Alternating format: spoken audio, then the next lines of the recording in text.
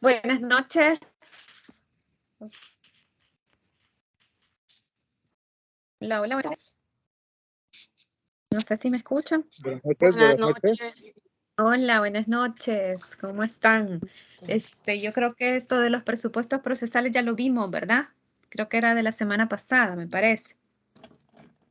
¿Habrá algo aquí pendiente de los presupuestos procesales que no esté muy claro?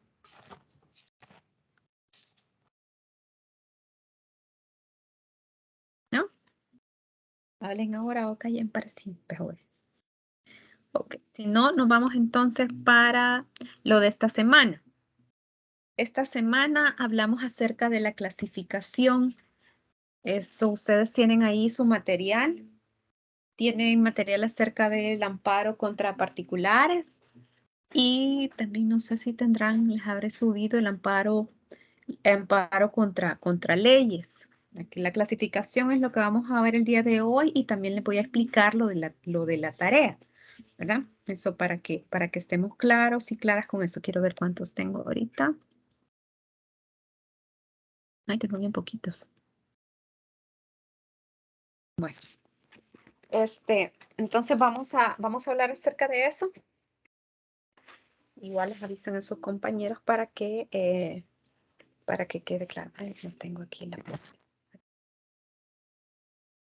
para que tengan claro lo de la actividad, que eso también me interesa. Bueno, hemos hablado, tenemos la clasificación del amparo, tenemos contra actos jurisdiccionales, contra acciones o omisiones de cualquier autoridad, tenemos amparo contra ley y amparo contra particulares. Tenemos esas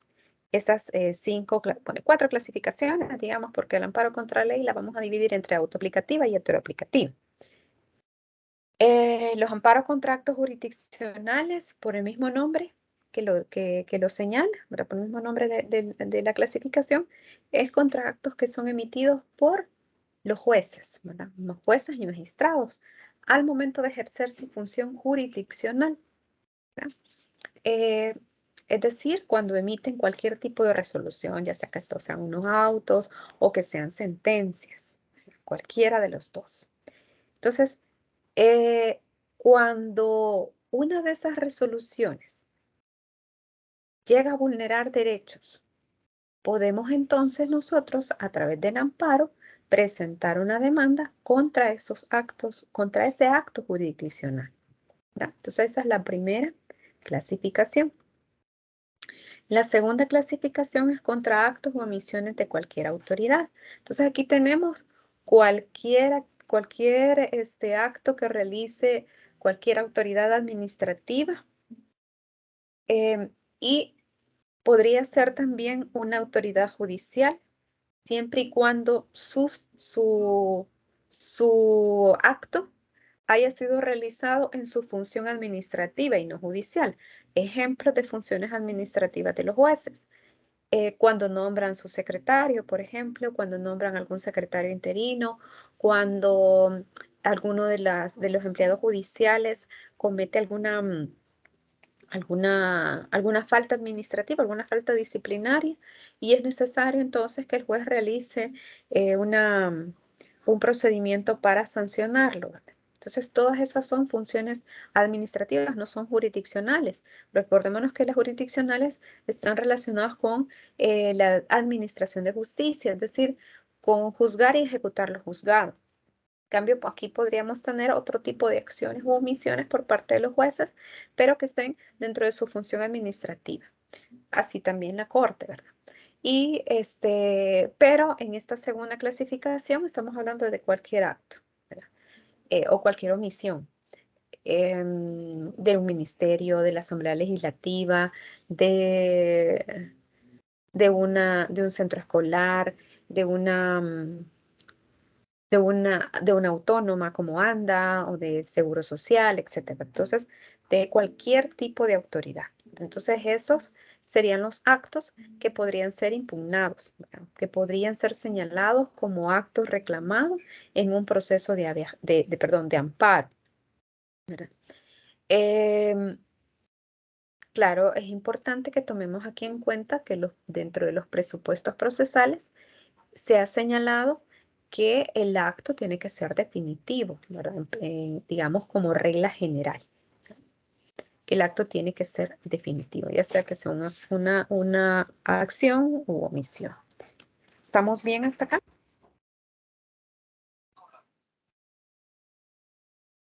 Okay. Luego tenemos esta otra clasificación, el amparo contra ley. Licenciada, ¿a qué se refiere? Tiene que ser definitivo. Aquí quiero llamarle su atención. Hola. ¿A qué se refiere cuando dice? Casi no le oigo como cortado. ¿A qué se refiere Quizá cuando voy a dice apagar mi cámara? Que el acto sea definitivo. Ajá. Ok. Que digamos ya sea una decisión que pudo haber adquirido firmeza, que haya agotado todas las instancias. ¿Verdad? Si acuerdan, yo no sé si aquí en los presupuestos procesales tenemos esta parte que decimos que el acto reclamado posea carácter definitivo, es decir, que se haya intentado atacar válidamente a través de los medios de impugnación previstos en la ley para su subsanación. Digamos que estemos ya, si es un proceso judicial, que hayamos agotado todos los recursos, que se haya ido a apelación y luego, si la ley así lo establece, a casación. Entonces, que hayamos agotado todos los recursos y, por lo tanto, si ya está en casación, eso ya es definitivo. Ya no hay manera de llegar a nada más. ¿Hola? Ahí son las mismas formas, la tomates. Hola. Ahí quizás alguien tendrá encendido su micrófono. Vamos a ver. Permítame.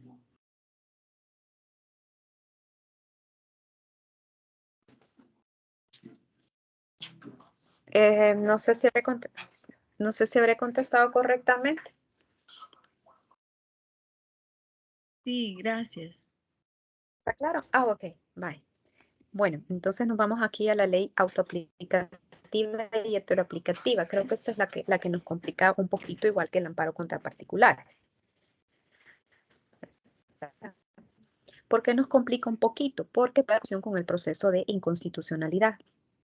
En el amparo contra ley, ya vamos a ver cuál sería el amparo contra ley autoaplicativa y el amparo contra ley heteroaplicativa. El amparo contra ley tiene la peculiaridad de que lo que se ataca no es un acto, digamos, una decisión de una autoridad administrativa, una decisión de una autoridad judicial, sino que lo que se ataca es una norma. Para lo que se señala como la que vulnera derechos fundamentales es una norma. Entonces, en ocasiones se puede confundir con la inconstitucionalidad, porque si se recuerdan, en el proceso de inconstitucionalidad hablábamos, lo poco que hemos hablado, ¿verdad?, del proceso de inconstitucionalidad, hemos dicho pues que hay una controversia, digamos, entre una norma secundaria y la Constitución. Y eso es lo que se le plantea al Tribunal Constitucional, que existe esa disyuntiva, es decir, que esa norma secundaria contradice la Constitución y por eso es que yo le planteo al Tribunal Constitucional esa situación para que la sala determine, ¿verdad?, si realmente existe esa inconstitucionalidad y expulse del ordenamiento jurídico la norma. En el caso del amparo, la finalidad del amparo no es que se expulse del ordenamiento jurídico, sino que se proteja mi derecho. Pero el planteamiento que se le hace a la sala es semejante al planteamiento de una inconstitucionalidad, de un proceso de inconstitucionalidad. ¿Por qué? Porque lo que se está atacando es una norma. Ahora, ¿cómo lo diferenciamos? Un amparo contra ley de un proceso de inconstitucionalidad. Lo vamos a diferenciar porque cuando hablamos de amparo contra ley, el peticionario, es decir, el actor, tendrá que señalar que justamente esa norma está vulnerando sus derechos. Justamente esa norma, cuando se aplica, le va a generar un agravio. Hay un agravio de índole constitucional, pero eso no se nos debe de olvidar tampoco. Tiene que ser un agravio de índole constitucional. Entonces, eso es lo que nos va a diferenciar un amparo contra ley de un proceso de inconstitucionalidad. Ahora, ¿cuál va a ser esa diferencia entre ley autoaplicativa y amparo contra ley heteroaplicativa? El amparo contra ley autoaplicativa siempre va a recaer el análisis sobre una norma, pero esta norma se entiende que se aplica desde el momento en que entra en vigencia. ¿Verdad? Desde ese momento ya estará vulnerando mis derechos. No necesita de un acto posterior que vaya a realizar una autoridad aplicando la ley. Cuando se necesita de un acto posterior de una autoridad que aplique la ley, estaremos hablando de una ley heteroaplicativa. Entonces, vamos a ver aquí unos ejemplos. Aquí les tengo unos ejemplos para que esto quedase claro y no tengamos problemas. ¿Qué pasa acá? ¿Por qué no? Tener aquí los ejemplos.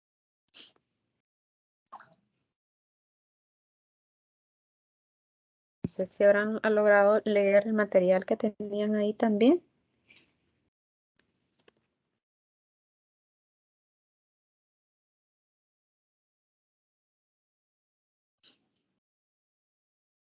Vale, se los voy a mostrar. Tenemos... ¿Qué pasa esto? Aquí está. Ahí. Tenemos como primer ejemplo este amparo 430-2015. En este amparo se señala por parte del actor, dice, el apoderado del demandante manifiesta que su representado cotizó al sistema previsional, ¿verdad? Una AFP. Sin embargo, el señor se fue de El Salvador y tiene una residencia permanente en Chile. Entonces, el señor lo que hizo fue solicitar a la AFP que le hiciera la transferencia del dinero que le había cotizado aquí en El Salvador y que se le hiciera hacia la AFP, ¿verdad? Hacia la AFP de Chile. Pero vino la AFP y le dijo que de acuerdo con el artículo 126 de la ley SAP, ¿verdad?, la ley del sistema de ahorro para pensiones, no podía, ¿verdad?, realizar esa transferencia porque él aún mantiene su nacionalidad salvadoreña. Y el artículo 126 se refiere a extranjeros. Aquel extranjero que solicite la transferencia va a poder ser del saldo, ¿verdad? Sí se puede hacer. Entonces, eso es lo que le había contestado la AFP. Por lo tanto, el abogado presentaba la demanda, ¿verdad?, en contra de un particular. En este caso también tenemos esas dos opciones. En contra de un particular por una ley. Ya vamos a ver qué dice la sala. por una ley y vemos que es autoaplicativa. Lo tenemos acá. Lo que nos dice la jurisprudencia, para que vayamos comprendiendo un poco mejor esto. Dice, así, la reiterada jurisprudencia constitucional ha distinguido entre leyes autoaplicativas y heteroaplicativas. Las primeras, dice, de las leyes autoaplicativas, son normas que producen efectos jurídicos desde el momento de su promulgación. En cambio, las segundas requieren necesariamente de un acto posterior de aplicación por alguna autoridad para que se produzcan las consecuencias jurídicas. Caso contrario, estaríamos en ausencia de agravio. ¿Por qué ausencia de agravio? Porque con la simple emisión y entrada en vigencia de la ley, no me genera ninguna vulneración a derechos. ¿Por qué? Porque es una ley heteroaplicativa. Necesita que una autoridad la aplique. Ahora, si la autoridad la aplica, entonces sí ahí me podría generar un agravio. De lo contrario, si no la aplica, hay ausencia de agravio porque ahí está la ley y nunca me va a generar ningún perjuicio. A diferencia de la ley autoaplicativa, que va a producir efectos jurídicos desde el momento de su vigencia. Entonces dice acá, en ese sentido, para que un amparo pueda ser revisado desde la perspectiva constitucional y se configure como un amparo contra ley heteroaplicativa, este tribunal ha exigido la acreditación de un acto de aplicación de la norma cuya constitucionalidad se controvierte. ¿Ya? Acto de acreditación de aplicación de la norma, perdón, un acto de aplicación de la norma, cuando hablamos de ley heteroaplicativa. Se dice, lo anterior en virtud de que una norma es susceptible de ser revisada mediante el proceso de amparo siempre que el agravio producida por aquella sea real. O sea, por eso hablamos de que en el amparo contra ley debe de haber un agravio. Si no hay un agravio, entonces no es amparo contra ley. Es decir, quien promueve dicho mecanismo de protección reforzada tiene por regla general que haber sufrido los efectos del acto de autoridad contra el que reclama, lo cual está íntimamente relacionado con la inminencia o certidumbre de la producción del daño. Si se acuerdan, ya se ha señalado, está relacionado con la inminencia o la actualidad del agravio, si queremos decirlo de otra manera. Ya tenemos otra cosa aquí. A efectos de determinar la naturaleza autoaplicativa o heteroaplicativa de la normativa contra la cual se reclama en el presente proceso, es conveniente acudir a este concepto, individualización incondicionada, el cual constituye un elemento de referencia objetivo para diferenciar entre leyes autoaplicativas y heteroaplicativas. ¿Verdad? ¿Por qué? Porque va a permitir determinar si los efectos de la disposición legal impugnada ocurren en forma condicionada, es decir, tenemos que tener un acto posterior, ¿verdad? O incondicionada, no necesitamos un acto. ¿Verdad? Entonces aquí nos hace la distinción, ¿verdad? La condición consiste en la realización de un acto necesario para que la ley adquiera individualización, es decir, para que la ley no esté en lo abstracto, sino que baje a lo concreto y se aplique a alguien determinado. Ese acto que necesitamos es la condición, el acto de cualquier autoridad, ¿verdad? Quien bien puede revestir el carácter administrativo o jurisdiccional, es decir, ese acto bien puede ser de aplicación, bien puede ser de una autoridad administrativa, un ministro, un presidente de alguna institución, un director de alguna institución, o jurisdiccional, un juez o un magistrado. ¿Ah? E incluso comprende el acto jurídico emanado de la voluntad del propio particular y del hecho jurídico ajeno a la voluntad humana que lo sitúan dentro de la hipótesis legal. Es decir, también podríamos hablar de un amparo contra particulares. De esta manera, contra las obligaciones derivadas de la ley nacen con ella misma. Independientemente de que no se actualice condición alguna, se estará en presencia de una ley autoaplicativa o de individualización incondicionada. ¿Por qué? Porque la ley ya se le va a aplicar sin necesidad de que exista un acto de autoridad, sino que la ley ya está vigente y le va a generar una consecuencia. ¿No? Entonces tenemos acá, bueno, sino que se requiere para actualizar el perjuicio de un acto diverso que condicione su aplicación, se tratará de una disposición heteroaplicativa o de individualización condicionada. Y aquí nos dice por qué. Pues la aplicación jurídica o material de la norma en un caso concreto se haya sometida a la realización de ese evento. Y finaliza la sala. O, bueno, continúa con el análisis, pero lo que nos interesa a nosotros en cuanto al amparo contra ley es esto. Se observa que la disposición jurídica impugnada, es decir, el artículo 126, porque eso fue lo que se impugnó, acuérdense, el objeto, pero el objeto de control es el artículo 126 de la ley SAP, que habla acerca de que un extranjero puede retirar el dinero, puede solicitar la transferencia de su dinero que ha cotizado en el país hacia otro lugar, dice.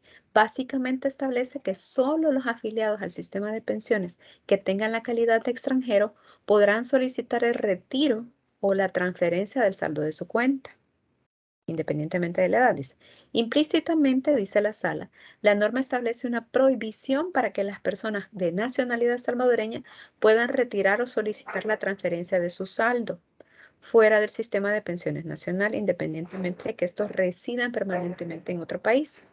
Pero entonces la norma, el artículo 126, dice la sala, mire, esta norma lo que establece es que el salvadoreño no puede retirar o solicitar la transferencia de su saldo. El único que lo puede hacer es un extranjero. Eso es lo que viene a concluir la sala, ¿verdad? Para lograr clasificar si es un amparo contra ley autoaplicativa o es un amparo contra ley heteroaplicativa. Entonces dice, en ese sentido, no, aquí está. Dice, en esa lógica, la restricción a personas nacionales nace con la ley, ¿verdad? Pues es el legislador secundario quien fija los parámetros para acceder a la cotización de cada ahorrante, ¿verdad? Por lo que la denegatoria de la AFP constituye un acto eminentemente declarativo que solo posibilita los efectos automáticos de la ley. Es decir, la prohibición para el salvadoreño y la facilidad que va a tener un extranjero nace con la ley, no necesita de un acto posterior. Por eso hablamos entonces de una ley autoaplicativa. Y aquí le dice, marco se colige de las normas jurídicas las cuales se incoa son de naturaleza autoaplicativa. Puesto que, dice, la restricción de que personas nacionales puedan retirar o solicitar la transferencia de cotización de un sistema de pensiones a otro no está condicionado a un acto de aplicación por parte de la administración, ¿verdad? Por lo tanto, el supuesto agravio invocado por los demandantes se actualiza desde el momento de vigencia de la norma. Por eso hablamos de un amparo contra ley autoaplicativa. ¿Por qué? Porque desde que está vigente la norma, se va a aplicar. No necesita de una autoridad que venga a aplicarla de forma posterior, ¿sí? Entonces, por eso ahí es donde hacemos la diferencia entre amparo contra ley autoaplicativa y el amparo contra ley heteroaplicativa. Tenemos por aquí otro amparo. Este sencillo para que lo vayamos. Amparo. Bueno. Este es el otro ejemplo que les tenía para mostrárselos el día de hoy, que es el 109/2011. En este caso lo que sucedió fue que el director de la Policía Nacional Civil sancionó a una sociedad que se llama Sociedad López Ventura, Sociedad Anónima de Capital Variable. ¿Qué es lo que pasaba acá? Hubo una sanción con una multa de 2 salarios mínimos mensuales vigentes por la supuesta infracción al artículo 48 de la Ley de Servicios Privados de Seguridad. Y decía ahí, bueno, que lo va a sancionar, vamos a ver, ¿dónde está la multa?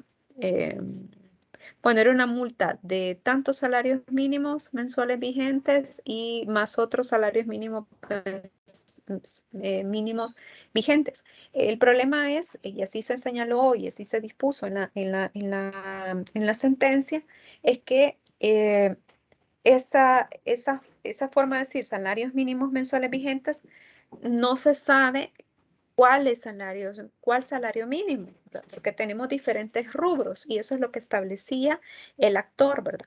Hay salario mínimo para el sector comercio, salario mínimo para el sector, no sé si se llama de agricultura, no estoy muy segura cómo se llama, pero hay diferentes salarios mínimos. Pero entonces, bajo esa situación, habría una incertidumbre y así fue planteado. ¿Verdad? ¿Qué dice la sala? Al final, vamos a ver por dónde es que tenemos esto. Aquí habla acerca del derecho a la propiedad. Uy, ¿qué se me hizo? Vamos a avanzar. No me pasé ya. Aquí está. La demanda que originó el presente amparo, por el presente caso, fue admitida como un amparo contra ley heteroaplicativa. Y vuelve a señalar, ¿verdad? Este es un proceso que procede contra aquellas disposiciones generales que, siendo lesivas de derechos constitucionales, requieren necesariamente de un acto de aplicación posterior por parte de alguna autoridad para producir sus consecuencias jurídicas. De lo contrario, había una ausencia de agravio, requisito sine qua non, es decir, requisito indispensable para su procedencia. No podemos obviar, ¿verdad?, el agravio. Con la certificación notarial de la resolución, es decir, con la resolución que le fue presentada a la sala, ¿verdad? Se ha comprobado la autenticidad del acto en virtud del cual dicha autoridad confirmó las multas, aquí están las multas, de 2 y 11 salarios mínimos impuestos a la sociedad peticionaria, de acuerdo a los artículos tales, ¿verdad? Verificándose la existencia del acto de aplicación que habría ocasionado el agravio a la sociedad afectada. Entonces, ¿qué es lo que se ataca? Esos artículos que ustedes ven ahí de la ley esta de las sociedades de seguridad privada. Pero como es una ley heteroaplicativa, necesita un acto posterior, porque simplemente esos artículos que establecen una infracción y una sanción no se va a aplicar de forma automática. ¿Por qué? Porque necesito que una autoridad diga, bueno, yo ya lo investigué y como yo lo he estado procesando, considero que se ha configurado la infracción y por lo tanto lo sanciono, ¿verdad? Lo sanciono con tantas multas, etc. Entonces ahí hay un acto de aplicación. ¿Por qué? Porque la normativa no es autoaplicativa. Necesito un acto, perdón, de aplicación y así es como se configura el amparo contra ley heteroaplicativa. ¿Estamos bien hasta acá?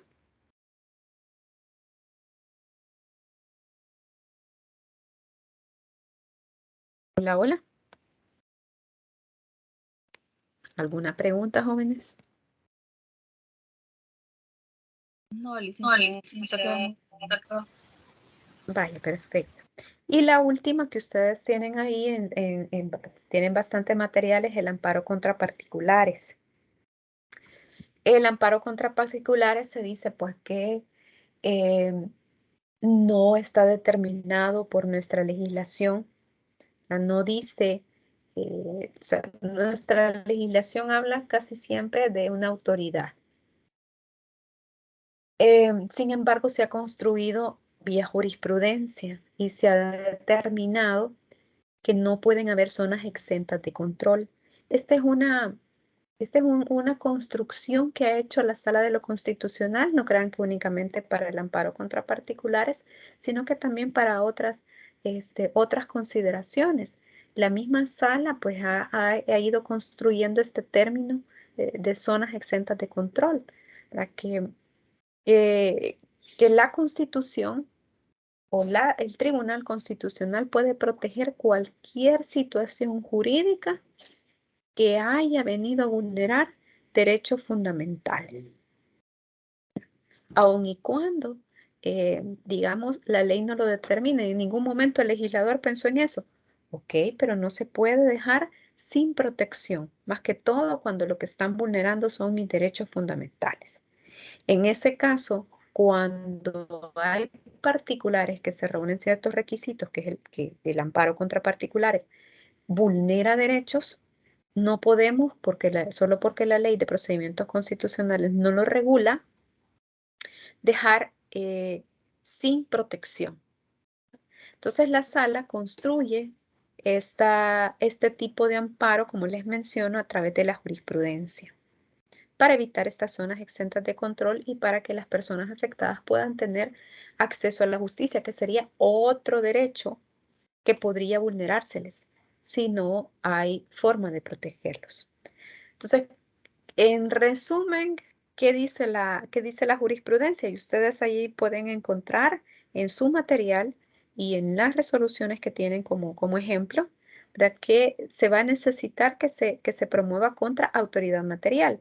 Si se recuerdan, en la unidad pasada vimos la parte de la autoridad material y la autoridad formal. La autoridad formal, específicamente aquellos autoridades que pertenecían al Estado.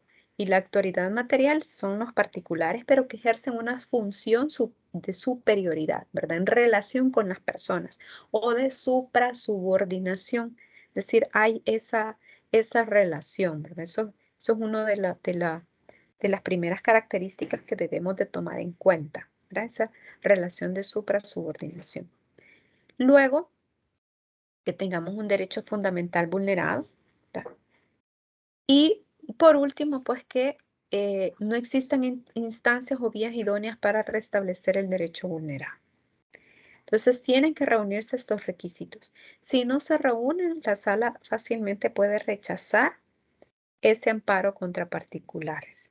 Y decirle, mire, esta no es la vía idónea para que usted venga a exigirlo. Para eso tiene, digamos, el proceso laboral, para ir a exigir en un proceso laboral tal situación que usted está planteando, ¿verdad? Por ejemplo, entonces es necesario esta relación de suprasubordinación. ¿Estamos bien hasta acá?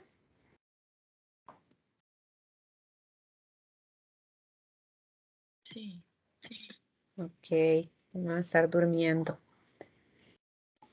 Bueno, ahora Licenciada, hacemos el proceso. perdón, licenciado. ¿Y estas autoridades Hola. de suprasubordinación son, por ejemplo, las autónomas? No, porque las autónomas son parte del Estado. Entonces, tiene que ser en la parte material, entonces. Sí, por ejemplo, el director de un hospital privado. Privado. Ajá. Privado, acuérdense, Ajá. porque no va a ser el director del hospital Rosales. Ese es un Sí. hospital nacional, un hospital Privado. público. Sí. Ok, gracias. Bueno, a la orden. Okay. Ustedes tienen estos diferentes actos de iniciación, desarrollo y conclusión.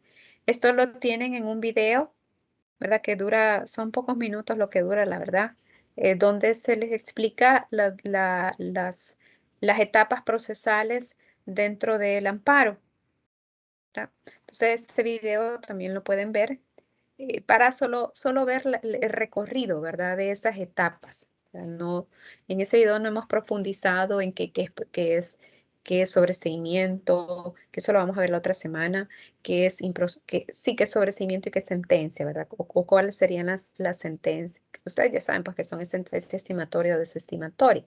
Pero en el video ustedes únicamente encuentran bueno, cuál es la etapa del examen liminar, qué es lo que pasa si se admite la demanda o si si no se reúnen los requisitos de la prevención que se ha hecho, etcétera, se tendrá que rechazar y todo eso, ¿verdad? Solo así un recorrido por todo el proceso. Eso es lo que ustedes lo que van a poder ver en el video si es que no lo han visto, ¿verdad? Entonces, pero es necesario aclarar ciertos puntos, ¿verdad? ¿Qué es lo que quiero decir en esta noche antes de pasarnos a la actividad, ¿verdad? Para explicarles la actividad. Vamos a ver, yo espero poder, sí, yo creo que tenemos tiempo. Tenemos estos actos de iniciación, actos de desarrollo y actos de conclusión, ¿verdad? Dentro del proceso de amparo. Los actos de iniciación serán pues cuando la sala evalúa, realiza el análisis o realiza el examen liminar del proceso, ¿verdad? Entonces aquí tenemos estas fases del proceso, la admisión de la demanda, el primer informe, la audiencia, etcétera, hasta llegar a una sentencia, ¿verdad? Entonces, Si ustedes lo miran así en una línea del tiempo, esto sería, y ahí lo tienen ustedes en material, ¿verdad? Para que lo vuelvan a revisar. Esta sería dentro de una línea de tiempo, cómo se desarrollaría normalmente el proceso de amparo, ¿no? Entonces, pero vamos a hablar primero. La demanda es lo que le va a dar pie al proceso de amparo. La demanda, ¿por qué se hace referencia a que la demanda es la que le da pie o que permite que el amparo inicie? Porque la sala no inicia ningún proceso de oficio. La sala va a actuar únicamente si hay una petición. Entonces necesitamos una demanda, ¿verdad? Que debe de contener la pretensión del amparo, ¿verdad? ¿Qué es el acto reclamado? Son los derechos? ¿Cuál es la autoridad? O sea, ¿quiénes son los legitimados? ¿Verdad? Eso es lo importante dentro de la pretensión de amparo, porque la pretensión me va a fijar el término del debate. La pretensión me va a fijar de qué se va a tratar el proceso y sobre qué me tiene que contestar la autoridad demandada, ¿verdad? Entonces, la pretensión de amparo tiene por objeto que se declare que un acto vulnera un derecho constitucional y que consecuentemente puede haber una nulidad, ¿verdad? Que se restablezca al pretensor el goce del derecho y que se condene en abstracto a la autoridad demandada al pago de daños y perjuicios. ¿Por qué se dice en abstracto? Porque la sala no dice, condénesele a $5,000 en concepto de daños y perjuicios. La sala no le va a decir eso, al menos hasta este momento. Al menos hasta este momento. La sala lo que le dice es que le quede expedito el derecho al actor para seguir el correspondiente proceso y que exija el pago de daños y perjuicios. ¿Por qué? Porque ha declarado la vulneración de un derecho fundamental. Y esto, de acuerdo al artículo 145 de la misma Constitución, va a generar, ¿verdad?, que en principio la autoridad, ¿verdad?, el funcionario tenga que responder, ¿verdad?, responder económicamente por los daños y perjuicios, ¿verdad?, que han sido consecuencia de esa vulneración a derechos fundamentales. Entonces, por eso se dice que condena abstracto, o sea, dice pues que sí tiene que pagar indemnización por daños y perjuicios, pero no establece cuánto, sino que le dice, vaya usted, actor, si quiere que le pague, si quiere que se le indemnice, vaya a su correspondiente proceso, porque será un proceso civil, ¿verdad?, exigiendo daños y perjuicios. ¿Verdad? Entonces, bueno, tenemos acá que la pretensión nos va a fijar el término del debate y lo importante también, por eso hablamos del principio de iura nobis cure, lo importante es que en el amparo quede claro cuáles son los hechos. ¿Cuáles son los hechos? ¿Cuál es el acto que yo llevo a impugnar? Porque de acuerdo a ese planteamiento, aunque el actor se equivoque al señalar el derecho vulnerado, la sala se lo va a poder corregir.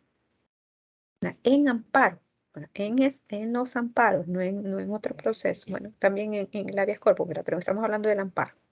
En amparo se va a poder corregir si el actor se equivoca al momento de alegar el derecho. Bueno, esto ya lo saben quienes pueden presentar la demanda de amparo, ¿verdad?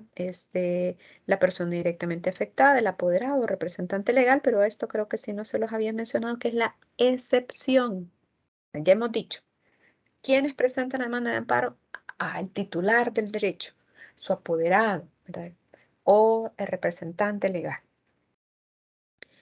Y como regla general, ellos son los legitimados, como regla general.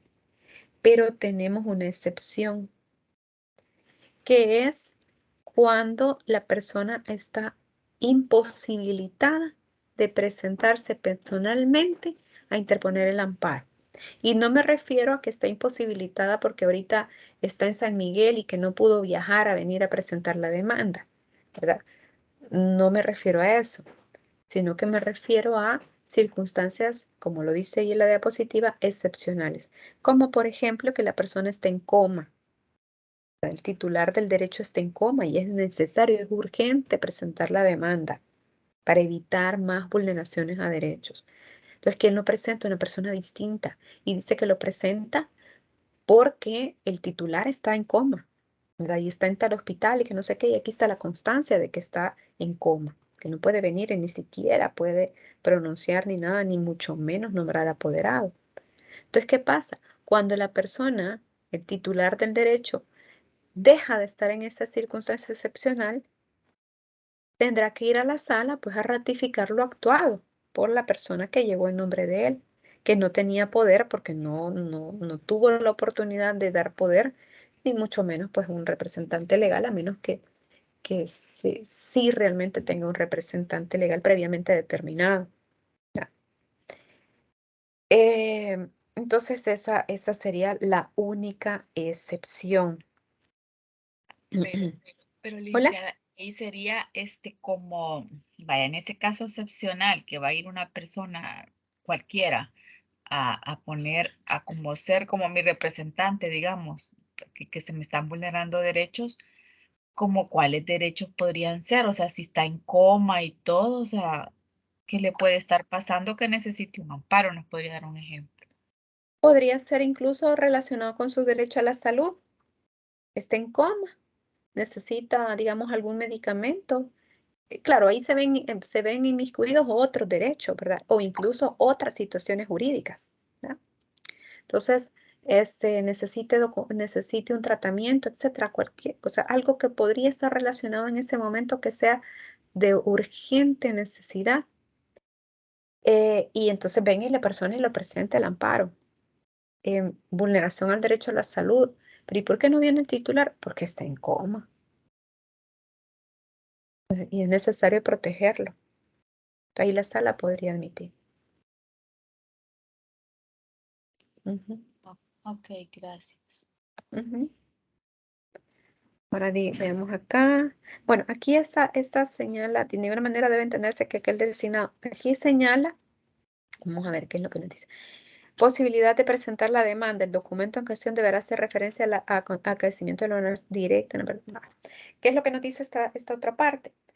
Que la presentación de la demanda por otra persona no significa que lo va a convertir parte en el proceso. Como por ejemplo, yo estoy en San Miguel, ya, y firmo la demanda y como no puedo venir por cualquier motivo, ¿verdad? No alcanzo a venir y le pido de favor a alguien que viene para San Salvador que me presente la demanda de amparo en la sala de lo constitucional. Digamos que eso es lo que eso es lo que yo quiero. Le pido de favor a alguien. Esa persona a la que yo le he pedido el favor de que me presente la demanda, no necesariamente es el interesado, o sea, quien llegue a la sala no necesariamente es el interesado, entonces no va a constituirse parte en el proceso, porque lo único que vino a hacer es presentar la demanda, ¿verdad? Entonces, eso también debe de quedarnos claro en esa situación. Bueno, ¿cuáles son los requisitos del amparo? Por eso que de la demanda, perdón, quiero llegar hasta estos puntos, ¿verdad? Los requisitos de la demanda, porque esto les va a servir para hacer la actividad. Tenemos, de acuerdo al artículo 14 de la Ley de Procedimientos Constitucionales, tenemos que los requisitos de la demanda son las generales en primer lugar del demandante o del actor, ¿verdad? Nombre, edad, profesión, domicilio, ¿verdad? Son las generales del actor y en su caso de los de quien gestione por él, ¿verdad? Es decir, que es el apoderado, ¿verdad? También tendrá que decir cuáles son sus generales. Si el demandante fuera persona jurídica, además de las referencias personales del apoderado, se expresará el nombre, naturaleza y domicilio de la persona jurídica, hasta la sociedad, por ejemplo. Para este es uno, las generales, ¿verdad? De quién demanda. Dos, la autoridad o funcionario demandado. Es necesario que se diga, ¿verdad? En la demanda, si no le previene la sala. Tres, el acto contra el que se reclama. Es decir, en contra de la resolución tal, en contra de la ley tal, etcétera, ¿verdad? El derecho protegido por la Constitución que se considere vulnerado o obstaculizado en su ejercicio, ¿verdad? El derecho o los derechos, porque a veces un acto no solamente me va a vulnerar un derecho, sino que me puede vulnerar dos, tres o a veces hasta más, ¿verdad? Luego hablamos de la relación de las acciones u omisiones en que consiste la violación. Es decir, aquí estamos hablando de los hechos, de la parte fáctica. ¿Qué es lo que pasó? Que venimos a decirle a la sala, mire, fíjese que a mí me siguieron un proceso civil sobre esto y esto y esto y esto, o a mí me siguieron un proceso laboral sobre esto y esto y esto, y dentro de ese proceso pasó tal cosa, y eso constituyó o eso constituye una vulneración a mis derechos, ¿verdad? Se hace esa relación fáctica. Y luego las referencias personales del tercero, ¿verdad? El tercero beneficiado, en caso que lo haya, ¿verdad? Ya lo hemos señalado porque hay casos en que no tenemos terceros beneficiados y por lo tanto podríamos decirlo. Tercero beneficiado no hay en este caso, ¿verdad? Lugar y fecha del escrito y firma del demandante o de quien lo hiciera su ruego. Entonces, estos son los requisitos de la demanda. ¿Qué significa? Que la demanda debe de contener al menos esto. Requisitos que vamos a hablar que son formales. Que revisa en cuanto a la admisibilidad, ¿verdad?, de la formalidad, que traiga las generales, que la autoridad, que señale cuál es la autoridad, que señale el acto que reclama, que señale el derecho, que señale los hechos, y si hay tercero, que señale cuál es el tercero. Formales, requisitos formales, son los que establece el artículo 14 de la Ley de Procedimientos Constitucionales. Y luego tenemos los requisitos de fondo. Los requisitos de fondo están relacionados más que todo con el agravio constitucional, ¿verdad? Si es un amparo, también relacionado con el derecho, aquí, con el derecho.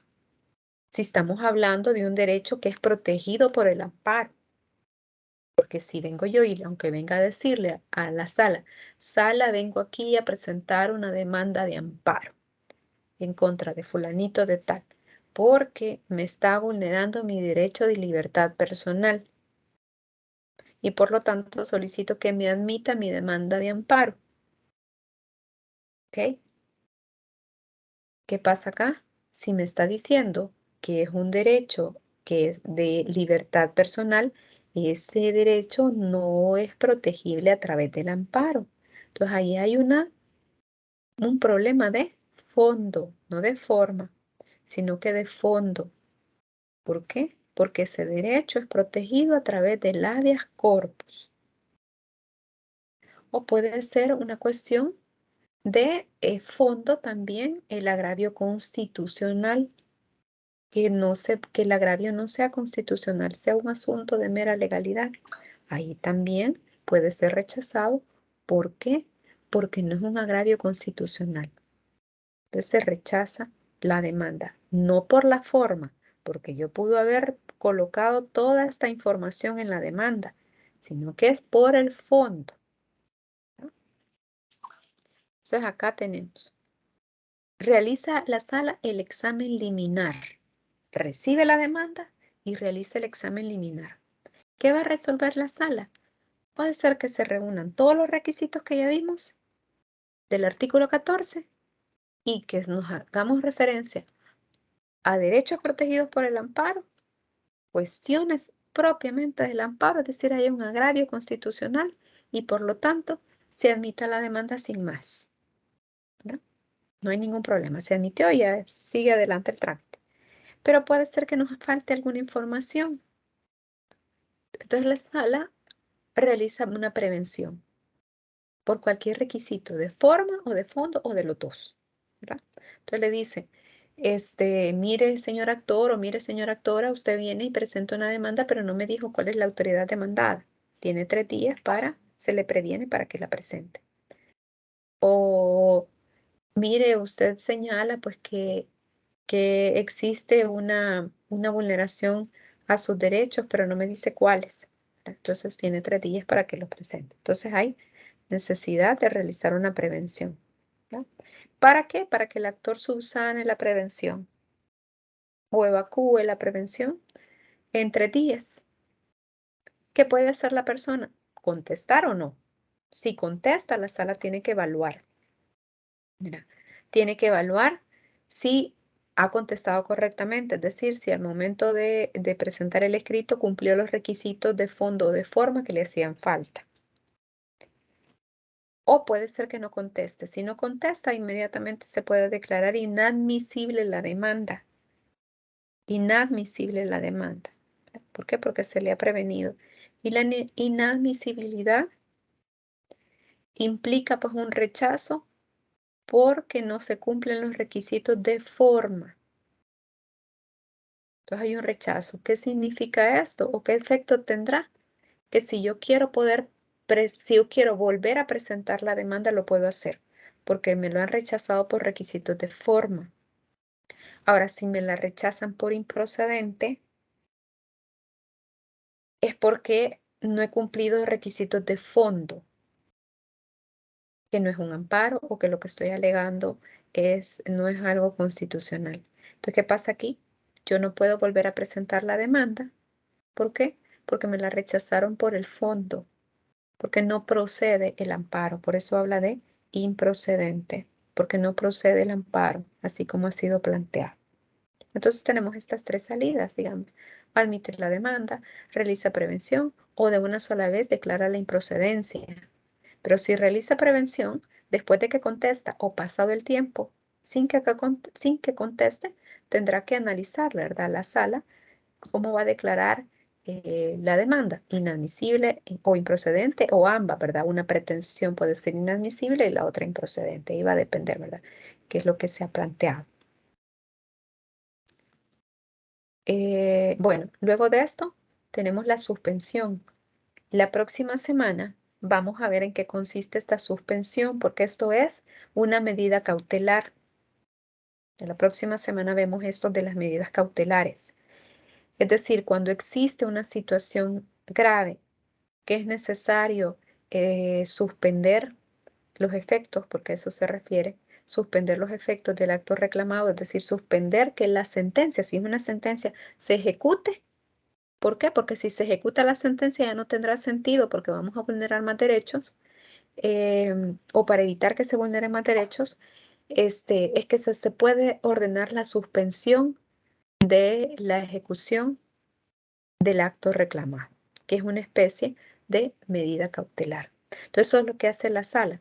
Admite la demanda y puede ordenar la suspensión de los efectos del acto reclamado. Y pide informe pues, de 24 horas a la autoridad, ¿verdad? Entonces, esto es lo que ustedes han podido observar en el video, ¿verdad? El informe de las 24 horas, esto lo dice el artículo 22 de la ley. La autoridad no es necesario que realice un informe extenso, sino que lo único que tiene que decir es que se acepta o no la existencia del acto reclamado, ¿verdad? Es lo único que tiene que contestar en el primer informe, que es el informe de 24 horas. Y luego vienen los diferentes traslados, ¿verdad? A la fiscal del corte, a la autoridad demandada, y así es como van contestando, ¿verdad? Todo esto va a implicar, pues, los actos de inicio. ¿No? A ver, las medidas cautelares ya no las vamos a ver. Solo una preguntita. Entonces, En lo que dijo ¿sí? doctora, lo de que puede contestar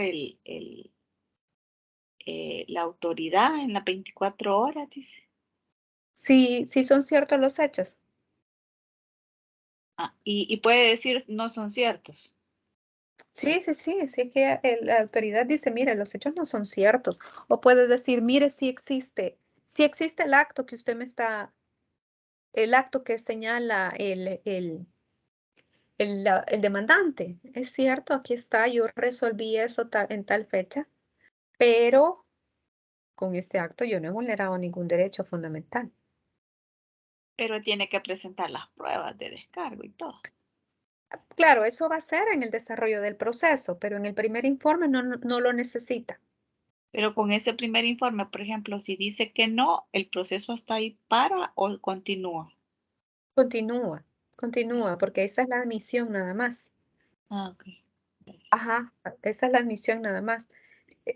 Admite. Y tenemos o sea, cuando admite, de una sola vez pide el primer informe. Y la autoridad tiene 24 horas para para contestar. Para decir, es un escrito sumamente sencillo de una página donde la autoridad dice, mire, soy fulano de tal, tiene que acreditarse, eso sí, ¿verdad? Me acredito y vengo a decir pues que sí, es el acto reclamado que viene el actor, pues es cierto, existe, ¿verdad? Pero no son ciertos, no es cierto que hay una vulneración a derechos fundamentales, ¿está? O hay una vulneración a los derechos que alega el actor. Sencillo. Pido que me emita el escrito, que me tenga por rendido el informe de 24 horas y ahí que me tenga por parte. Y Cierra con eso. puedo contestar o no puedo contestar. O sea, aunque me pidan el informe, ¿puedo abstenerme de presentarlo? El problema es que si no contesta, la ley le dice que se va a tener por ciertos. Ujú. Ese es el problema, si no contesta. Porque sí le dice el artículo 22. Entonces, este es el informe que todas las autoridades corren por contestar. A veces es el único que contestan y después vienen a aparecer hasta la apertura de pruebas. ¿Verdad?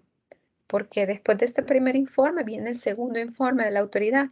El segundo informe se entiende como la contestación de la demanda. Pero ya el segundo informe. Porque en el primero solo le dice, mire si son ciertos o no son ciertos. Pero es lo único. Pero ya en el segundo informe que se le pide, de acuerdo con el artículo 26, entonces esa es una especie, digamos, de contestación de la demanda, porque ahí sí la autoridad tiene que alegar. Tiene que explicar, tiene que señalar, tiene que defenderse. Y en ese caso puede presentar prueba. Agrega, ¿verdad? Y dice la autoridad, mire, aquí le agrego de todo lo que yo le estoy mencionando, le presento esto. Él dice que yo nunca le notifiqué, aquí le envío certificación de todas las notificaciones que le fueron enviadas. Entonces ahí está. Aquí se les agrego, sala. Aquí presento mi segundo informe. La sala puede decidir, como ustedes lo pudieron ver en el video, si abre pruebas o no. La sala puede decir, no, mire, aquí ya tengo suficiente información y con esto nos podemos ir ya a los alegatos y sentencia. O todavía hay cierta duda, yo no siento que haya mucha información aquí, voy a mejor abrir a pruebas. ¿Verdad? Se abre a pruebas y entonces ahí tanto el actor como el demandado tiene que presentar la documentación o tiene que ofrecer prueba testimonial si acaso lo considera pertinente. Y la sala pues evaluará también la pertinencia de la prueba. Si es pertinente que llegue la persona a declarar, que se haga una audiencia, o en su caso, como es un proceso escrito, puede presentarse una declaración jurada del testigo. Y eso es lo que va a analizar la sala. Rara vez, pues hasta el momento, procesos de amparo con audiencias han habido pocos. La verdad que esto de las audiencias se empezó a trabajar un poco más. Antes era bien raro, yo creo que nunca habíamos hecho audiencia. Ya con la sala del doctor Florentín, del magistrado Blanco, magistrado Jaime, esa sala empezó a hacer audiencias un poco más seguidas. Tuvimos audiencias de habeas corpus de personas desaparecidas. Se tuvo audiencia de amparo, el caso de Beatriz. Quiero ver de Beatriz y hubo otra persona también. No recuerdo cuál fue el otro caso de amparo que se empezaron a hacer bastante seguidas las audiencias. También tuvimos audiencias en el caso de la ley de amnistía, se tuvieron audiencias en los casos de hacinamientos, ¿verdad? Entonces, en esa época hubo bastantes audiencias, se procuraba realizarse cuando las partes así lo requerían o cuando el tribunal necesitaba tener a las partes para que explicaran mejor los casos, ¿verdad?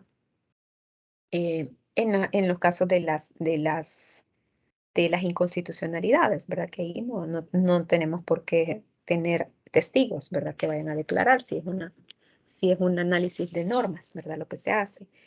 Luego quiero ver, hoy sí se han reducido bastante, yo entendería que es por cuestión de pandemia, ¿verdad? Las audiencias, ¿verdad? Porque de todas maneras el proceso es eminentemente escrito. Luego tenemos, quiero ver, bueno, esta es la parte de los actos de inicio, ¿verdad? Los actos procesales de inicio. Ustedes han visto en el video que llegamos hasta las sentencias. ¿Cuáles son qué son las medidas cautelares? Aquí ustedes lo ven a partir de acá, que esto es para la próxima semana.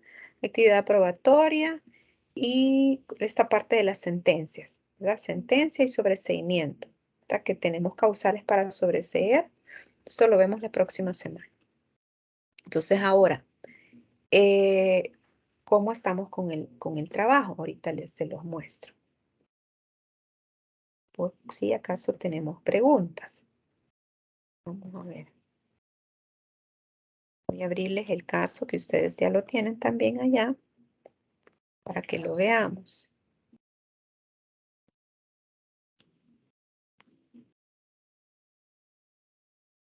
Y este es el caso de amparo que ustedes tienen. Voy a abrir si era un poquito más grande.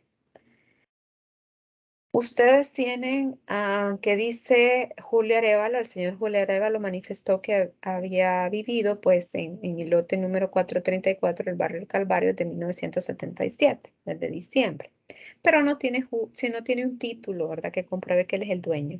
Entonces viene otro señor que se llama Francisco Portillo, inicia un juicio civil reivindicatorio ante el juez primero de los civil y mercantil de San Salvador, reclamando pues que él es el dueño de ese lugar.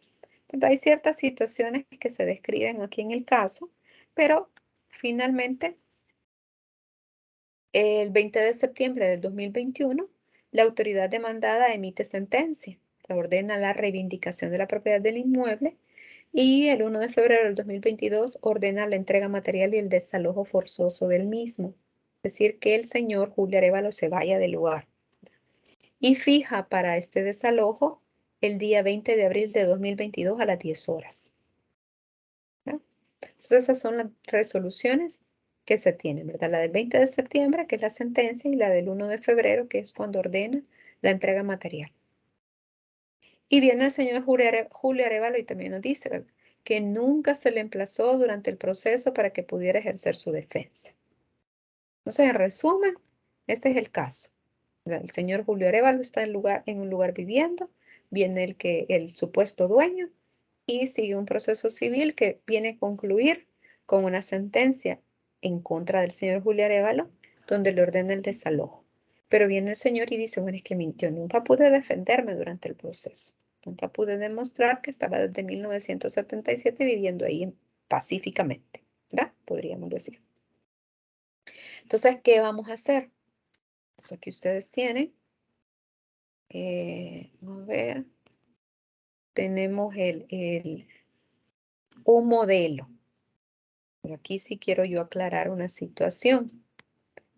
Estos modelos son viejísimos, pero siempre nos han servido a nosotros ahí en la sala cuando los estudiantes necesitan, o cuando los mismos abogados necesitan que se les ayude con algún modelo. Quiero dejar claro pues que la utilización de modelos para nosotros, para ustedes que son estudiantes de derecho, para los que ya son abogados y notarios, no es, no está prohibido. No sé por qué aquí siempre me parece el autor guardado. No está prohibido, ¿verdad? No es algo, uy, que por qué está pidiendo un formato, por qué está pidiendo un modelo. No, todos utilizamos modelos, todos utilizamos formatos. Ahora, ¿qué pasa con estos? Que no los vamos a utilizar para copiar y pegar, sino que siempre los tenemos que adecuar al caso en concreto que nos los están presentando. Viene mi cliente y me dice una cosa, yo voy a utilizar un formato, pero no lo voy a dejar como me lo han presentado, como me lo han prestado, sino que tengo que adecuarlo al caso en concreto, como me lo está planteando mi cliente. ¿Ya? Es como cuando, si usted quiere hacer una escritura, ¿verdad?, de compraventa, no tiene ningún modelo y usted es nuevo notario y no haya que hacer. Ay, no sé qué cuáles son los requisitos y no sé cómo lo tengo que hacer. Bueno, le digo a alguien más que también es notario y le digo, mira, tendrá un modelo. Sí, aquí está y me lo entrega. Entonces yo veo, bien, tengo que hacer comparecer a las partes, tengo que decir quién es el dueño, tengo que decir cuál es la escritura, dónde está inscrito, describir el inmueble, decir el precio, decir que recibe la posesión, la tenencia y demás derechos reales, etcétera. Toda esa información empiezo a revisar y yo, sí, aquí dice que no sé qué. Pero resulta que mis clientes, uno es extranjero y no sabe hablar español. Yo no puedo trasladar de una sola vez la información y solo copiar y pegar. Ahí tenemos un caso diferente al que a mí me han dado el modelo. Entonces, ¿qué tengo que hacer? Revisar la ley para ver qué otro requisito tengo que cumplir y adecuar ese modelo al caso en concreto. Yo no me puedo ir de un solo. Yo, si es extranjero y que no sé hablar español, no puedo hacer una compraventa simple. Tengo que hacer comparecer testigos. Tengo que hacer una minuta, ¿verdad? Etcétera. Y tengo que decir en la misma escritura que la minuta va a ser agregada al legajo de anexos de mi protocolo. Por ejemplo, es decir, hay otras cosas que hay que poner a ese modelo que me dieron. Entonces, eso mismo pasa acá. Yo les estoy dando un modelo viejo. Pero como nuestra ley no ha cambiado nada, ¿verdad? Ustedes ya se fijaron, esta ley es de 1960 y tanto y no ha cambiado nada. ¿Verdad? Solo se les agregaron unos artículos ahí que hablan acerca de la inaplicabilidad. Hubo unas cuantas reformas ahí chiquitas. Pero lo que implica el amparo no. Entonces hay varios modelos. Ahí tienen ustedes dos. Este me gusta más porque se mira más ordenadito. Aunque ustedes pueden ver los dos y ver cuál de los dos, cuál le parece mejor a ustedes. ¿Verdad? Ustedes vean ahí. Ahora, ¿qué pasa? Que este modelo que ustedes tienen es sobre un proceso de amparo en contra del Consejo Municipal de Suchitoto. Entonces, ¿qué tienen que ver acá? ¿A quién van a demandar en el caso que ustedes tienen ahí planteado? Entonces, aquí tienen que poner a quién van a demandar, a qué autoridad. ¿Qué derechos para ustedes están vulnerados en el caso en el caso del señor Julio Arévalo? Entonces, aquí pueden poner los derechos que ustedes consideran vulnerados. Ahora, aquí hay un antecedente. Esto no es necesario que lo coloquen. ¿Por qué? Si se acuerdan en el artículo 14 de la Ley de Procedimientos Constitucionales, no nos dice que este es un requisito de la demanda, el antecedente. No nos lo dice. Entonces, si queremos, se lo ponemos. Si no, ustedes pueden irse únicamente a la parte de los hechos, ¿verdad? Acto contra el que se reclama. Esto sí es un requisito formal, ¿verdad? De la demanda. Y aquí dice negarme respuesta a las peticiones. No es esto lo que tienen que dejar, esto tienen que quitarlo y poner cuál es el acto que se reclama o los actos que se reclaman. Para derecho constitucional violado y la relación de los hechos en que consiste la violación, es decir, toda la argumentación. Van a disculpar, permítanme. La argumentación, ¿verdad? Y luego, consecuencias del acto reclamado. Esto lo pueden poner así o le cambian el nombre, porque aquí están diciendo que vulnera, ¿verdad?, el derecho. Es decir, este acto reclamado me está vulnerando tal derecho. Eso es lo que vienen a decir. Eso lo pueden quitar o lo pueden cambiar. Y luego el tercero beneficiado. Esto sí se acuerdan. Sí es requisito que dice el artículo 14. Puede ser que en el caso que ustedes tengan, ustedes digan, no, si aquí no hay tercero beneficiado, entonces le ponen, no hay tercero beneficiado. O puede ser que sí. Entonces colocan quién es el tercero beneficiado. Y si se han agotado los recursos, también, aunque esto, como si se acuerdan, no es parte de los requisitos del artículo 14. Y luego el petitorio. Aquí hay un ofrecimiento de prueba que se puede hacer de esta manera o se escribe antes, etcétera. Es a gusto del cliente. Lo importante es que ustedes hagan el trabajo cumpliendo los requisitos del artículo 14 que hemos señalado el día de hoy. Y estos archivos que yo les he compartido es solo para que ustedes tengan una idea de cómo pueden hacer la demanda. No es que ustedes se van a regir a lo que dice el modelo, ¿verdad? Porque acuérdense, los modelos no sirven para tener ideas, pero yo tengo que utilizar la ley y hacerlo cumpliendo la ley, ¿verdad? Y a mi manera, ¿verdad? En su forma. Aquí después tienen ustedes otra cuestión. Esto no le hagan caso. Este era un como modelo para que la gente viera cómo más o menos se seguía el proceso, aunque esto ya ha cambiado bastante.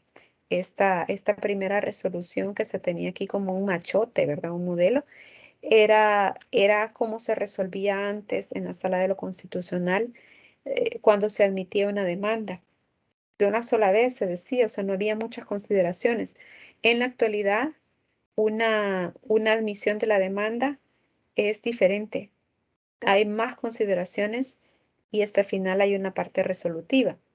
Que de hecho la primera, la 430, que les puse como ejemplo ahí en la pantalla, 430-2015 es una admisión de demanda. Si se fijan, es bien diferente a como está aquí presentada, ¿verdad? Esto solo se los dejé ahí para que ustedes pudieran ver más o menos el desarrollo de las diferentes etapas, cómo más o menos se trabaja, aunque no es con exactitud. Y que ocupen pues que ocupen esto como modelo, ¿verdad? Porque a veces hay eso que no sé cómo hacerlo, em, cómo empiezo, etcétera. Entonces, esta es una idea, ¿verdad? No es que lo tengan que hacer al pie de la letra. Pueden incluso cambiar el orden, ¿verdad? De cómo lo van a presentar. Lo importante es que cumplan los requisitos del artículo 14 en formalidad. ¿Sí? En formalidad. Requisitos del artículo 14. Ahora, de fondo, ese es otro trabajo que también van a hacer, ¿verdad? De fondo, que eso lo plantean acá, ¿verdad? Luego del acto contra el reclamo, relación de los hechos, ¿verdad? Ahí es en qué consiste la violación. Este es el fondo. Ya ustedes van a plantear, mire, esto es un amparo o aquí se ha vulnerado derechos por esto y esto, etcétera. Algo también sencillo, no necesita, por el caso no es muy largo, entonces el planteamiento es sencillo también, ¿verdad? Porque por el mismo caso. ¿Verdad? Entonces, esto es lo que tendrían que hacer, ¿verdad? Solo la demanda, nada más. ¿Verdad? Solo la demanda, es decir, estas primeras 2 o 3 páginas. ¿Qué va a pasar? Si usted quiere empezar esta semana colocando pues la primera parte, ¿verdad? Que es estableciendo el demandante, quién es el funcionario demandado y si quieren poner cuál es el acto reclamado y el tercero, lo pueden hacer y me lo envían. Yo les puedo decir, sí, está muy bien, o aquí falta esto, etcétera, etcétera, muy bien, como ustedes quieran. Y luego ya, para ya al final de la próxima semana, es decir, hasta antes del examen, ustedes podrán subir en el espacio correspondiente ya la demanda ya terminada. ¿No? Pero tienen todo este tiempo para poderla trabajar. ¿Preguntas acá, jóvenes? Licenciada, ¿Sí? en qué plataforma le mandaríamos digamos, si queremos que nos revise lo que vamos haciendo? Muchas gracias, muy buena pregunta. Mándemelo a Teams. Mándemelo a Teams. Ok. Ajá, porque ahí Ah, me hace, ¿cómo se llama? Me das notificación inmediata en mi teléfono celular. O sea, a menos que yo esté en reunión, yo no lo veo. Pero luego mi teléfono o sea, me lo enciende, ¿verdad? Me da señal como que fuera un mensaje de WhatsApp. O a veces ah, el teléfono está algo loquito, digamos, pero que yo vengo aquí a la casa y enciendo mi computadora, inmediatamente la enciendo, se me abre el Teams. Entonces ahí me refleja que tengo mensajes en Teams. A veces, bueno, ustedes generalmente como trabajan en la noche no hay ningún problema, no siento la pena de a veces estarles contestando en la noche o a veces yo me duermo sinceramente porque tengo clases todos los días, ¿verdad? Entonces, pero les contesto en la mañana o a veces ustedes me escriben a medianoche, no hay ningún problema, ¿verdad? Yo luego veo los mensajes y les contesto. Este, con los otros grupos, pues porque el ritmo es diferente, pues les contesto un poquito antes. Sí, lo bueno es que me digan, ¿verdad? Soy de tal grupo, ¿verdad? Eso, soy del grupo virtual para yo poderles contestar, tiene esta tal fecha, porque las entregas son en fechas diferentes. Ustedes entregan hasta fines de semana y los grupos que yo tengo presenciales en teoría, ¿verdad? Presenciales entregan días de semana. Entonces no es ser que yo les diga, mire, es para el jueves y ustedes asustados, ¿verdad? No. Entonces, solo eso les pediría, ¿verdad? Si usted, el avance que ustedes, si ustedes van avanzando y quieren que yo les diga mi opinión, si ustedes así lo quieren, con mucho gusto me lo envían hacia Teams y yo les contesto. ¿Verdad? Licenciada, ¿y sería más fácil para usted verlo en el formato de Word o en PDF? Como sea, a mí me abre cualquiera de los dos mi teléfono. Ah, está bien. Gracias. Ajá, como ustedes, como ustedes quieran mandarlo. Sí, yo igual les contestaría en mensaje aparte, ¿verdad? Ah, está bien, licenciada. Gracias. Ujú. Ok, entonces estamos claros cómo es la actividad. Yo igual les subo, cuando ya les ponga ya el espacio para subirlo, les pondré también las consideraciones, ¿verdad? Para que no se les olvide que es artículo 14 y también no se les olvide la cuestión de fondo, ¿verdad? Algo, digamos que tiene que ser, ¿no? Algo eh, sencillo, en la sencillez que le digo que no necesito una demanda de 100 páginas, sino que tiene que ser algo sintético, que vaya directo al grano. O sea, el golpe tiene que ser efectivo. No sé si logro explicarme con ese ejemplo un poco extraño, ¿verdad? El golpe tiene que ser efectivo. No tengo que irme por las ramas para atacar algo, ¿verdad? Sino que inmediatamente yo tengo que decirle a la sala, pasó esto, este es el derecho, porque este derecho se refiere a esta cosa, y por lo tanto hay vulneración a mis derechos fundamentales, ¿verdad? O sea, directo.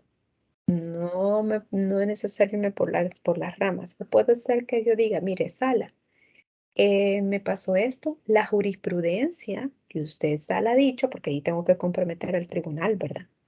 La jurisprudencia ha señalado esto y esto y esto en relación con este derecho. Y por lo tanto, tengo el artículo tal, tengo la jurisprudencia y tengo este hecho que pasó. Si usted lo analiza, me están vulnerando a mí también, ¿no? Entonces, pero directo, ¿verdad? Al grano. Una demanda, en este caso, una demanda podría ser lo mucho 5 páginas. En este caso. Hay casos, obviamente, que son más complejos y van a necesitar más páginas. Pero también con eso tenemos que tener bastante cuidado. Y esto es consejo aparte, ¿verdad? Con eso también tenemos que tener bastante cuidado porque no es necesario llevarle a un juez una demanda de 20 páginas, de 30 páginas, de 40, y a veces hay demandas de hasta 100 páginas. Es bien complicado para el tribunal resolverle y usted lo que hace es atrasar un poquito. Vea. ¿Por qué? Porque habla y habla y redunda y redunda y redunda. Ese es el problema muchas veces de nosotros los abogados, que redundamos mucho y al final es una cosa tan sencilla que lo pudimos haber dicho en una página y lo decimos en 50, ¿verdad? Entonces hay que ser más claros con el tribunal y eso es importante que ustedes lo vayan aprendiendo para que puedan ejercer excelentes, ¿verdad? Porque un abogado tiene que saberse expresar bien, tanto verbalmente como de forma escrita. Y ese es un detalle importante. Yo estoy con ustedes, estoy muy contenta porque los trabajos que me presentan escritos están en la mayoría muy bien redactados y con bien mínimos errores de ortografía. Entonces yo realmente con ustedes estoy muy contenta con esto de redacción, van bien avanzados.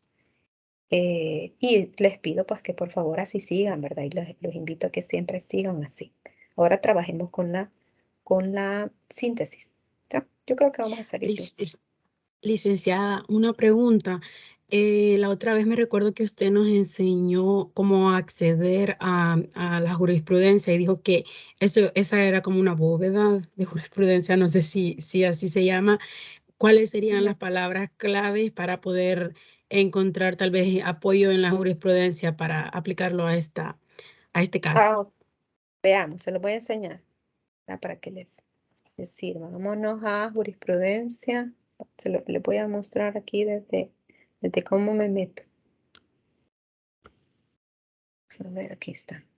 Desde cómo me meto. Solo le pongo jurisprudencia.gov porque ya lo tengo yo, ¿verdad? La página es jurisprudencia.gov.sb. Porque mi internet es algo lento. Ahí está. Jurisprudencia.gov.sb y ahí se lo tira. Me lo van a disculpar que está algo lentito. Esta es cuando abre la pantalla principal. Ustedes se pueden ir acá y aquí tienen jurisprudencia. La búsqueda general y búsqueda. O se van acá. Uy, ya se me movió esto.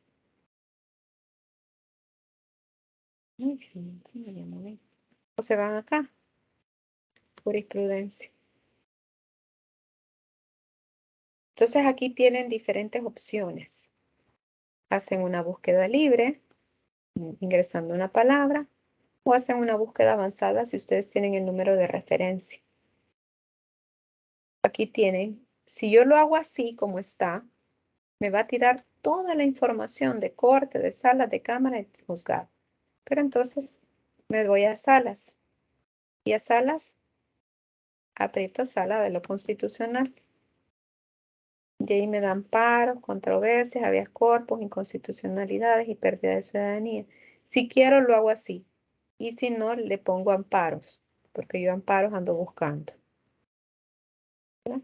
Y ya le pongo la búsqueda libre, alguna palabra acá.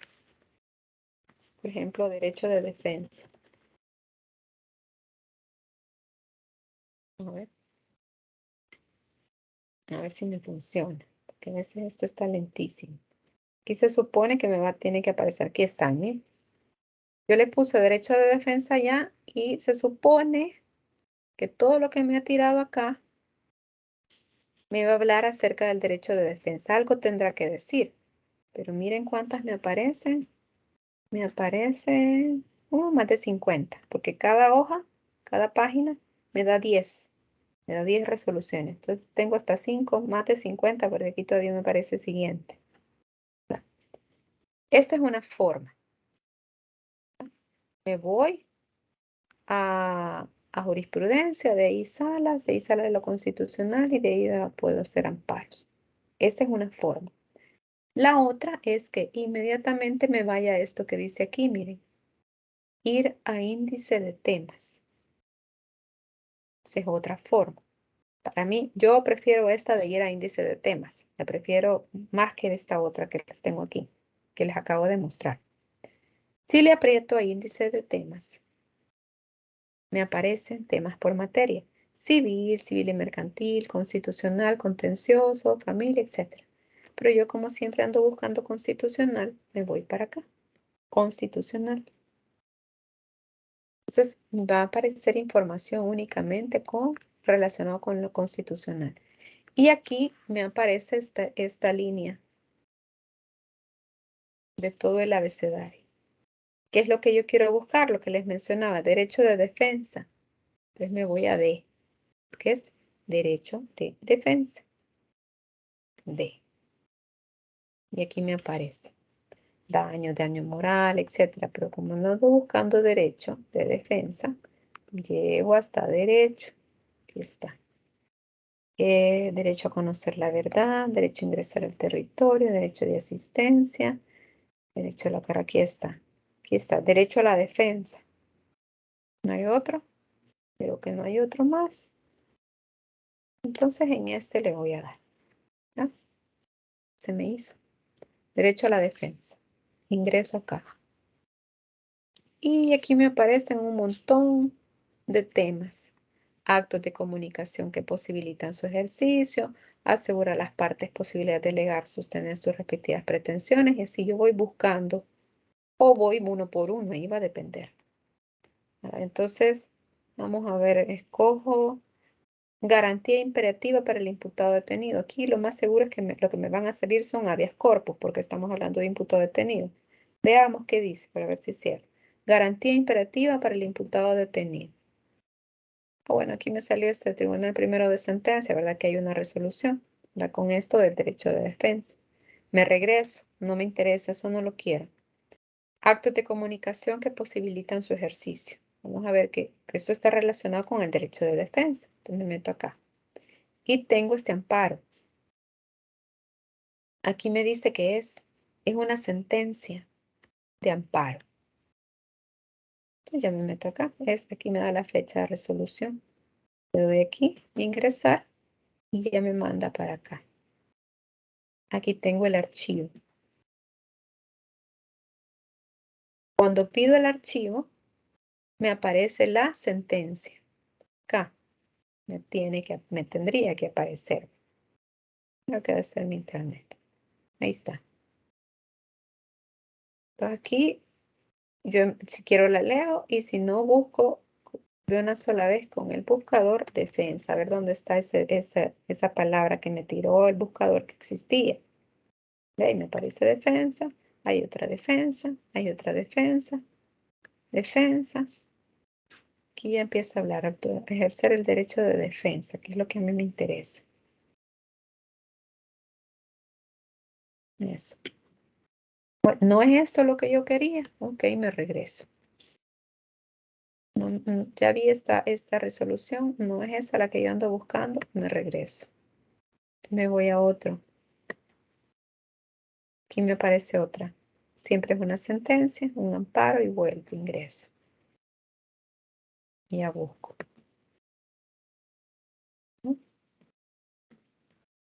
Si quiero la leo completa o le doy el buscador de un solo. Estas otras son máximas. Si ustedes quieren, pueden buscar también por las máximas. Si no, se quedan solo con el archivo. ¿Qué va con las máximas? Aquí me dice derecho de audiencia, derecho de defensa, por ejemplo, y este. Entonces yo digo, bueno, pero yo ando buscando el derecho de defensa. ¿Qué dijo esta resolución? Me voy a la máxima 4. Y ahí me aparece el pedacito de la resolución que hizo referencia al derecho de defensa. ¿No? Pero para no confundirme, ¿verdad? Eso cada quien se adecúa como quiera utilizar esto. Yo lo que hago, prefiero mejor quedarme con el archivo y buscar en el archivo. A veces me voy a las máximas para ver qué es lo que contiene la resolución. El problema es que a veces las máximas no están actualizadas. Solo aparece una máxima cuando tienen más, hay más información que no da la resolución. Si no, me quedo solo con el archivo. Para mí es más fácil así. Para mí. Pero usted se tiene que familiarizar con esta página que es del Centro de Documentación Judicial. Se tiene que familiarizar y usted va a empezar a encontrar toda la información. Esto les va a servir, jóvenes, toda la vida. Para todas sus materias y para ejercer su carrera. Por lo tanto, yo les invito pues a que conozcan esta página, porque ahí está la jurisprudencia. A veces está algo atrasadita, pero aquí hay, ¿verdad? Que le puede servir, ¿verdad? Entonces, bueno, esta ya la vi, no me sirve, me regreso otra vez y empiezo a buscar acá. Usted me dice, no, fíjese que es que derecho de defensa no es lo que yo ando buscando. Yo ando buscando, digamos, a ver otra palabra. Vamos a ver una palabra con R, recurso. Yo ando buscando esa palabra, recurso, una palabra clave. Entonces me voy a buscar recurso, ¿qué recurso aquí tenemos? Mira, recurrente, recurso administrativo, recurso de aclaración, recurso de casación, y ahí, recurso de habeas corpus, que ya sabemos que eso no existe. Recursos, aquí está.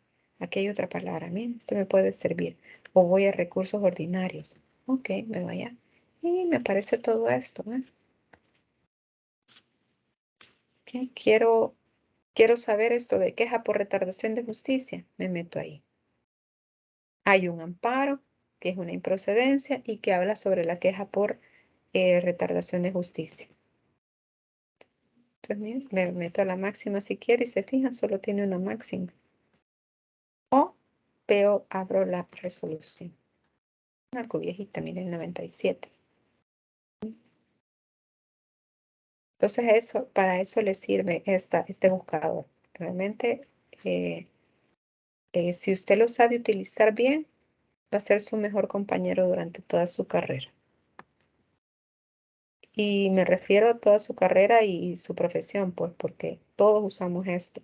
Yo si necesito alguna información que necesito fundamentar o incluso cuando me toca resolver algo, siempre me voy a la página de documentación judicial.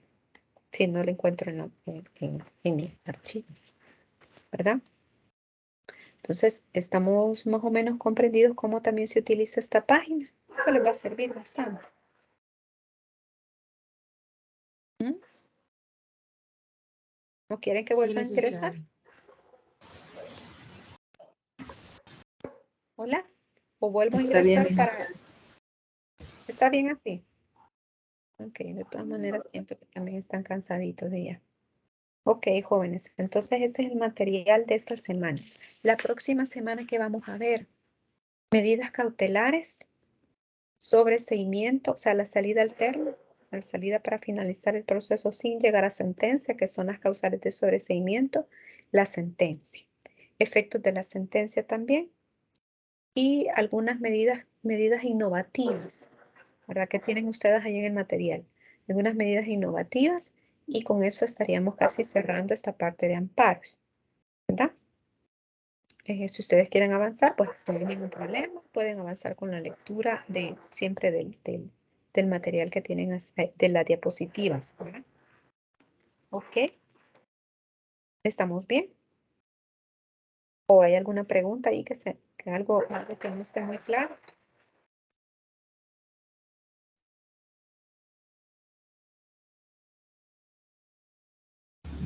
Todo bien, licenciada.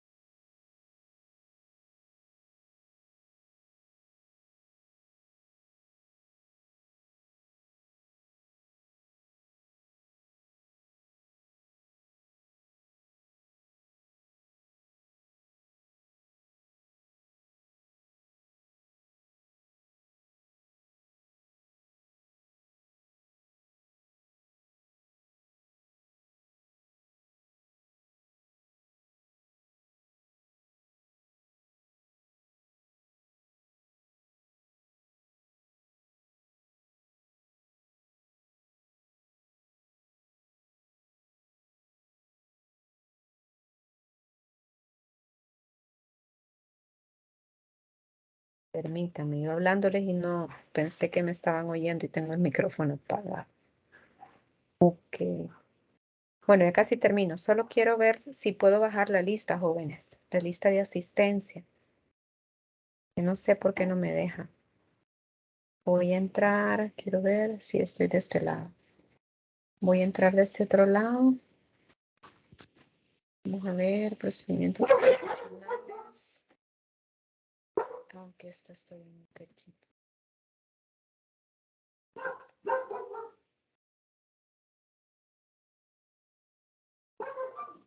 El virtual. Ahí está. Me voy a unir del otro lado. Y a ver, pasa.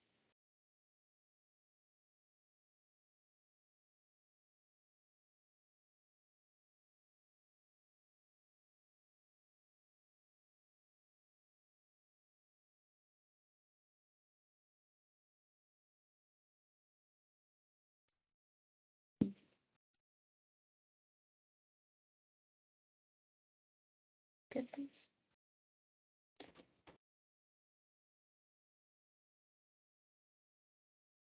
Rodríguez, sales.